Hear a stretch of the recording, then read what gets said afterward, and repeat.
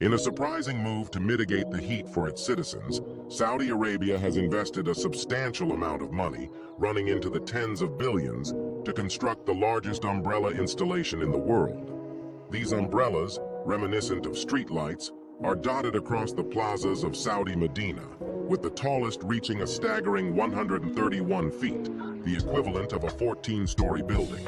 It takes a mere 3 minutes for the entire system to deploy, covering an area of 25,000 square feet, roughly half the size of a standard football pitch. Once unfurled, these umbrellas have the capability to reduce the plaza's temperature by at least 8 degrees. Additionally, they are outfitted with air conditioning units that release cool air, ensuring the ambient temperature remains pleasant even during the peak of summer.